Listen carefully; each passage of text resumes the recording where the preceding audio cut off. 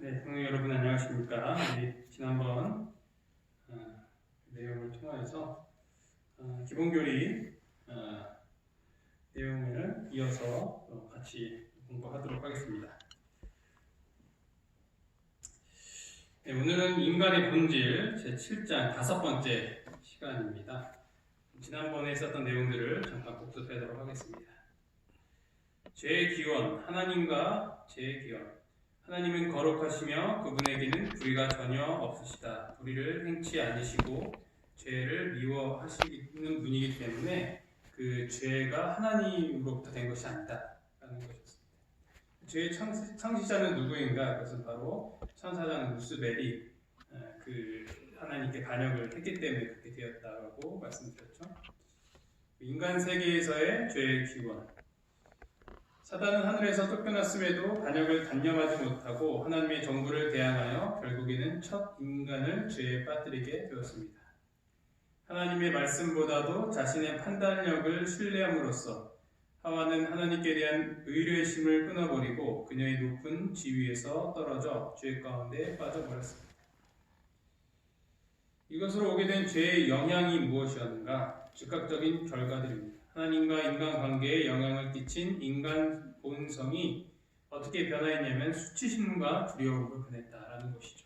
그래서 하나님과 좋은 관계에 있었지만 그 죄로 말미암아 하나님을 피하게 되는 존재로 변하게 되었습니다. 죄의 성질, 죄의 정의란 4가지를 말씀드렸죠. 불법, 불의, 불신, 불선. 법을 지키지 않는 것, 의롭지 못한 것, 믿지 않는 것, 선을 행하지 않는 것까지도 그것이 죄라고 말씀드렸습니다. 죄는 행위뿐 아니라 생각까지도 포함을 하게 되는 것입니다. 눈에 보이는 죄만 그 죄라고 하지 않고 우리 마음 가운데 그것이 행동으로 옮겨지지 않았더라도 마음속에 이미 그 죄를 범하였으면 그것이 결국에는 언젠가 행동으로 드러날 것이기 때문에 마음속에 있는 것도 죄로 하나님께서는 간주하시는 것입니다. 또한 죄를 짓게 되면 우리는 큰 죄책감 속에 빠지게 됩니다. 이 죄책감에서 헤어나올 수 있는 유일한 방법은 무엇인가? 그것은 바로 용서입니다. 죄를 지배하는 본분은 그래서 마음입니다. 마음에서 모든 악한 생각과 죄된 마음이 나오는 것입니다.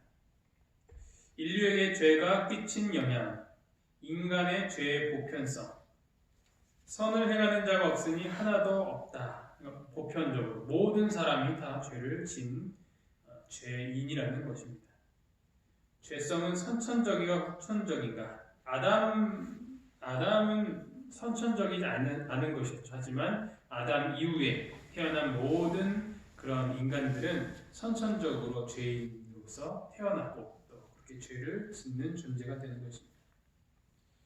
죄된 태도의 제거. 그래서 우리가 이 죄에서 해방을 얻기 위하여서는 하나님의 전적인 은혜에 의지해야 하는 것입니다. 만약에 우리가 그것을 우리의 행위로 하려고 하게 되면 바울이 했었던 고백처럼 우리는 그 죄를 계속 짓고 죄를 좋아할 수밖에 없는 존재로서 그 한탄하게 되는 것입니다. 그러므로 이제 그리스도 예수 안에 있는 자에게는 결코 정죄함이 없나니 그러므로 그렇기 때문에 우리는 예수님께 그 모든 것을 맡기고 의뢰해야 된다는 것입니다. 하지만 우리가 죄를 범한다고 하여도 요한일서 2장 1절처럼 만일 누가 죄를 범하여도 아버지 앞에서 우리에게 대언자가 있으니 곧 의로우신 예수 그리스도시라. 이 말씀을 우리가 함께 기억을 해야 할 것입니다. 자, 오늘부터는 진화와 인간의 타락의 내용을 이어서 함께 보도록 하겠습니다. 하나님을 믿기를 거부하는 사람들은 이 창조론에 대한 믿음을 약화시키기 위해서 부단히 노력을 했습니다. 그것이 바로 이 진화론 사상입니다. 인간이 하나님으로 말미암아 창조된 것이 아니라 하등 생명, 아주 단세포나 이런 것부터 시작해서 그 존재부터 오랜 시간이 지나면서 그런 자연 선택설에 의하여서 우리 인간이 이렇게 되었다라고 주장하는 것이죠. 적자생존, 즉 강한 자만이 살아남을 수 있는 환경 가운데에서 스스로 진화시키고 변화시켜서 이렇게 인간의 모습을 갖췄다는 것입니다. 그런데 문제는 이 진화론을 받아들이는 그리스도인들이 늘어나고 있다는 것이죠. 진화론을 믿는다는 것은 창조론을 거부하기 때문에 하나님을 믿는다는 그리스도인이 된다라고 할 수 없습니다. 그런데 어떻게 창조론의 믿음을 유지하면서 진화론을 받아들일 수 있을까요? 이런 논리가 어떻게 될까요? 이것은 창조론의 믿음을 유지하면서 진화론도 받아들이는 그런 타협적인 이론입니다. 그 이론이 무엇이냐? 바로 하나님께서 이 진화론에 관여를 했었다는 거예요. 그분의 그 창조 안에 진화가 있었다는 것이죠. 하나님께서 7일 동안 창조하신 것이 아니라 굉장히 오랜 기간 동안 그 창조를 이루셨다는 거예요. 여기서 말하는 7일의 하루는 문자적인 24시간의 하루가 아니라 수만 년을 이렇게 상징적으로, 우화적으로 표현하는 것이다. 이렇게 주장을 하는 것이죠.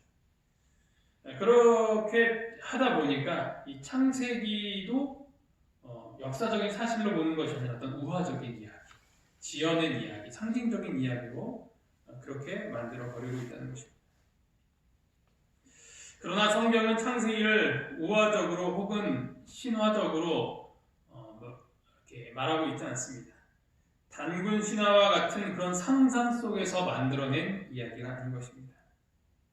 창세기 1장부터 11장까지는 말 그대로 문자적인 역사인 것입니다.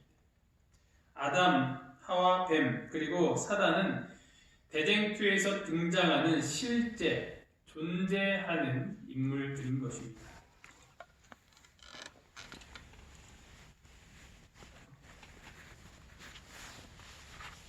갈바리와 진화론, 어떠한 유형이나 모습으로부터든지 진화했다고 주장하는 것은 기독교의 근본적 기초에 어긋납니다. 진화라는 것은 향상이죠. 향상. 점점 발전해 나가는 것입니다. 점점 좋아지고 완벽해지는 상태로 업그레이드 시키는 것이 이 진화론의 사상이에요. 그러나 창조는 타락입니다. 완벽했던 존재가 죄로 인하여서 문제가 생겼고 점점 다운그레이드 된다는 것, 이것이 바로 창조론의 중요한 사상이라는 것입니다. 지금은 문제투성이가 된 것입니다. 구제불능의 존재가 바로 죄인이라는 것입니다. 그렇기 때문에 갈바리에서 예수님은 십자가에 달려 돌아가셔야 하셨던 것입니다. 십자가가 왜 세워졌습니까? 인간이 타락했기 때문입니다. 인간이 스스로 그 문제를 해결하지 못하니까 하나님께서 직접 그 문제를 해결하기 위해서 오신 거예요. 유토피아와 같은 인간이 세우는 천국은 존재하지 않는 것입니다.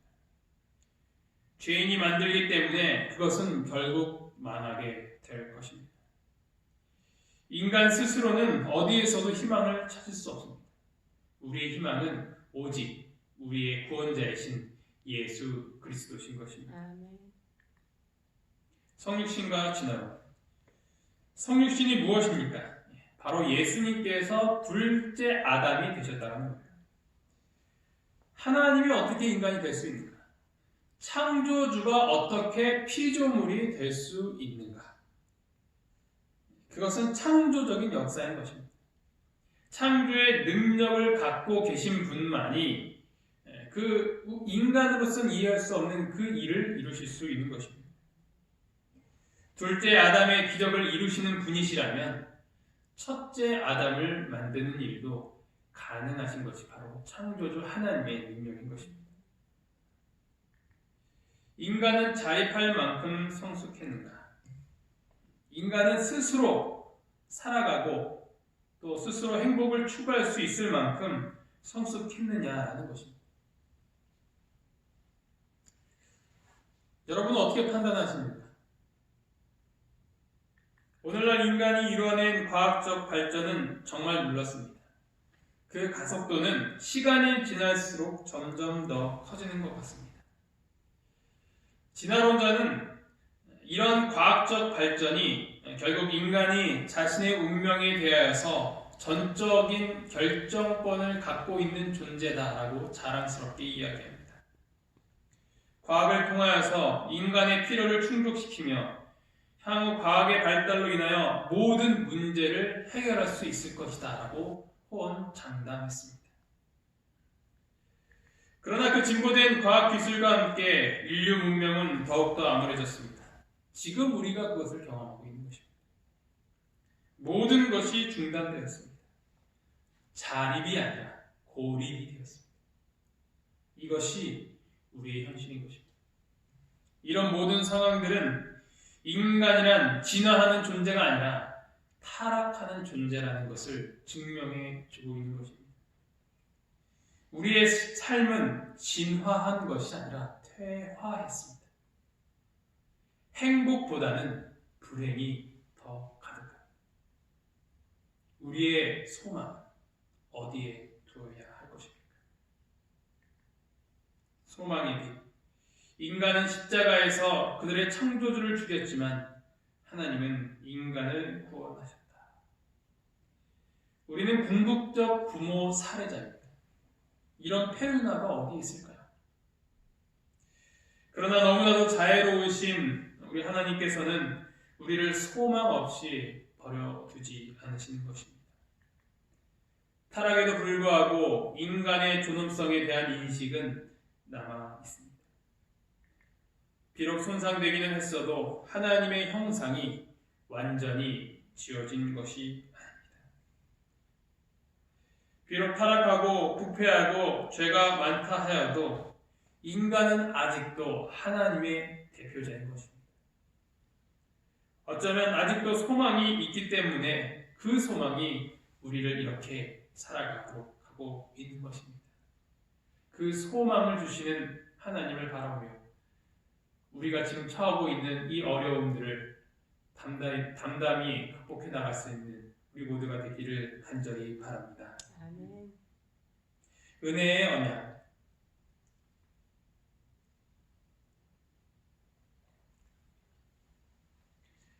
범죄를 통해서 첫 부부는 죄인이 되었습니다. 그러나 우리는 언약을 통해서 소망을 얻을 수 있게 되었습니다. 타락 때에 주신 언약. 하나님께서 죄에 대한 형벌을 내리시기 전에 은혜의 언약을 제시하셨습니다. 내가 너로 여자와 원수가 되게 하고 내 후손도 여자의 후손과 원수가 되게 하리니 여자의 후손은 내 머리를 상하게 할 것이요 너는 그의 발꿈치를 상하게 할 것이니라 하시고, 이것은 그들에게 복음이 되었습니다. 왜냐하면 사탄이 인간을 무너뜨렸지만 궁극적으로는 그 사탄이 패배할 것이라는 것을 선포하고 있기 때문입니다. 이 언약은 하나님과 인간 사이에 맺었던 언약입니다. 이 언약으로 말미암아 깨어졌던 인간과 하나님과의 관계가 다시 이어지는 중요한 길이 되었던 것입니다. 하나님의 교회와 사탄 사이의 전쟁은 끊임없이 이어오고 있습니다. 하지만 이 전쟁은 예수 그리스도의 죽으심으로 말미암아 그때 가장 절정의 때였습니다. 그리고 갈바리에서 사탄은 패배하였습니다. 비록 여인의 후손은 발꿈치를 상하였지만 그 원수는 머리가 상하고 패하게 된 것입니다. 은혜를 받아들이는 자는 사단과의 싸움에서 구주의 승리에 동참하게 될 것이다. 우리 모두 이 언약에 참여하게 되는 것을 감사하고 찬양하기를 간절히 바랍니다. 창조 이전에 세워진 언약. 성경은 창조 이전에 이미 하나님이 당신들 사이에 인류가 죄에 빠질 경우를 위해 그들을 구출할 것을 언약하셨다고 말한다. 이 은혜의 언약은 언제 만들어졌는가 하면 타락 전에 만들어졌다는 것입니다. 심지어는 창세 전에 하나님께서 모든 것을 만드시기 전에 이미 그 구원의 계획을 다 갖고 계시고 난 다음에 그 일을 이루셨다는 것입니다. 에베소서 1장 4절로 6절 곧 창세 전에 그리스도 안에서 우리를 택하사 우리로 사랑 안에서 그 앞에 거룩하고 흠이 없게 하시려고 그 기쁘신 뜻대로 우리를 예정하사 예수 그리스도로 말미암아 자기의 아들들이 되게 하셨으니 이는 그가 사랑하시는 자 안에서 우리에게 거저주시는 바 그의 은혜의 영광을 찬송하게 하려는 것이다. 그 일을 창세 전에 하셨다는 것입니다. 디모데후서 1장 9절 하나님이 우리를 구원하사 거룩하신 소명으로 부르심은 우리의 행위대로 하심이 아니요 오직 자기의 뜻과 영원 전부터 그리스도 예수 안에서 우리에게 주신 은혜대로 하십니다. 영원 전부터 그 일을 이루셨다는 것입니다. 베드로전서 1장 20절 그는 창세 전부터 미리 알림 바 되신 이나 이 말세에 너희를 위하여 나타내신 바 되었으니 이 언약은 흔들릴 수 없는 기초 위에 세워져 있는 것입니다. 이 모든 언약, 영원 전부터 세워진 이 언약을 누구의 이름으로 세우셨는가? 그것은 바로 하나님의 이름으로 세우셨고 그 언약의 보증이 바로 예수님이 되신다는 것입니다. 이와 같이 예수는 더 좋은 언약의 보증이 되셨느니라. 보증인은 누구입니까? 어떤 사람이 채무를 갚지 못했을 때 그 빚과 의무를 대신 해결해 주는 사람이 보증인입니다. 보증 쓰셔서 망하신 분 몇 분 계시죠? 그런 보증과는 비교가 안 되죠. 능력이 안 되는 사람이 보증 썼을 때는 문제가 생기지만 정말 그것을 충분히 감당할 수 있는 사람이 보증을 쓴다면 든든한 후원자가 생기게 되는 것입니다. 예수님은 우리의 보증인이 되셔서 그 구속을 위한 값을 대신 치르셨다는 것입니다. 하나님의 아들은 언약의 보증이실 뿐 아니라 중보자 실행자이시기도 하시다. 예수님은 이 사명을 위하여서 이 땅에 내려오셨습니다. 요한복음 6장 38절 39절 내가 하늘에서 내려온 것은 내 뜻을 행하려 함이 아니요 나를 보내신 이의 뜻을 행하려 함이니라. 나를 보내신 이의 뜻은 내게 주신 자 중에 내가 하나도 잃어버리지 아니하고 마지막 날에 다시 살리는 이것이니라.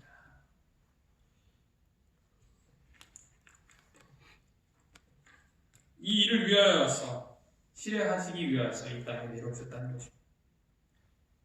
십자가에서 언약 속에서 인간의 보증이 되게 하신 당신의 사역을 성취하셨다. 요한복음 19장 30절에 예수님께서 그 모든 일을 이루신 뒤 다 이루었다 하시고 예수님께서 이 언약을 성취시키기 위하여서 십자가에 직접 달려 돌아가신 것이었습니다. 이것에서 흘린 보혈을 믿음으로 말미암아 우리는 구원을 받고 그분의 자녀가 될 수 있게 된 것입니다. 이 은혜의 언약은 인류를 향한 하나님의 무한한 사랑인 것입니다. 언약의 갱신. 하지만 불행하게도 인간은 이 은혜의 언약을 거절하였고 홍수 때에 심판을 당하게 됩니다. 그런데 홍수 후에도 여전히 하나님을 거절하였죠. 그러나 하나님께서는 그럼에도 불구하고 한 사람을 선택하셔서 부르시는데 그 사람이 누구냐면 바로 아브라함이었습니다. 아브라함이 언약의 축복에 참여하는 것은 하나님의 은혜에 근거한 것이지만 그의 순종을 조건으로 하는 것이었다. 이 은혜의 언약은 아브라함의 그 육신적 후손들에게 자동적으로 전달되는 것이 아니었습니다. 은혜의 언약의 축복은 아브라함의 믿음의 본을 추구하는 이들에게 주어지는 것이었습니다. 갈라디아서 3장 7절 그런즉 믿음으로 말미암은 자들은 아브라함의 자손인 줄 알지어다. 이것이 하나님의 언약이라는 것입니다. 믿음으로 말미암는 자들이 아브라함의 자손인 것입니다. 아브라함의 자손이기 때문에 그 언약의 주인공이 혜택자가 되는 것이 아니라 그들 모두 개인적인 믿음의 그 모습을 보여줘야 한다는 것입니다. 그러나 이스라엘은 믿음이 아닌 행함으로 말미암아 이 언약을 스스로 저버리게 되었던 것입니다.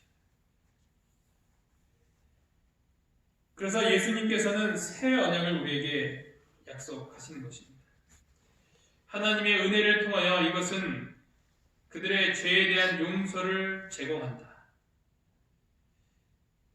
성령께서 마음에 십계명을 기록하는 일을 하시도록 하면 회개하는 죄인들을 그들의 조물주의 형상으로 회복하도록 한다. 새 언약 중생의 체험은 믿음으로 말미암는 칭의의 체험을 갖게 한다. 이것이 제공하는 심령의 새롭게 됨을 통해 성령의 열매를 맺는 자로 변화된다. 그리스도께서 행하셨던 것처럼 행하며 하나님을 기쁘시게 하는 일들을 한다. 예수 그리스도를 믿음으로 우리는 하나님의 자녀로 입양되고 그리스도와 함께 그분의 왕국의 후사가 됨을 보증하는 이런 관계를 체험할 수 있다. 하나님께서 이루신 이 새 언약이라는 것은 이 옛 언약을 대체하는 것이 아니었습니다. 그것은 같은 것이지만 옛 언약이 이미 오해되고 잘못 가르쳐 왔기 때문에 하나님께서는 그 정신을 다시 새롭게 하시면서 이 언약을 다시 세우신 것이었습니다. 예레미야 31장 33절을 보면 그러나 그날 후에 내가 이스라엘 집과 맺을 언약은 이러하니 곧 내가 나의 법을 그들의 속에 두며 그들의 마음에 기록하여 나는 그들의 하나님이 되고 그들은 내 백성이 될 것이라. 여호와의 말씀이니라. 하나님께서 이 언약을 우리들을 통하여서 이루시기를 간절히 원하고 계십니다. 우리가 원래 어떤 존재인지를 우리는 이 인간의 본질이라는 내용을 통하여서 살펴볼 수 있었습니다. 우리는 타락으로 말미암아 그냥 죽을 수밖에 없는 존재가 아니라 하나님께서 우리를 다시 구원하시기 위하여서 이 땅에 오셨던 그만큼의 가치 있는 존재라는 사실인 것입니다. 그 존재임을 다시 한번 알려주신 하나님께 감사하면서 오늘 다시 한번 나의 가치를 재발견하며 그 하나님의 사랑을 깊이 묵상하는 오늘 하루가 되기를 간절히 바라면서 말씀을 마치도록 하겠습니다.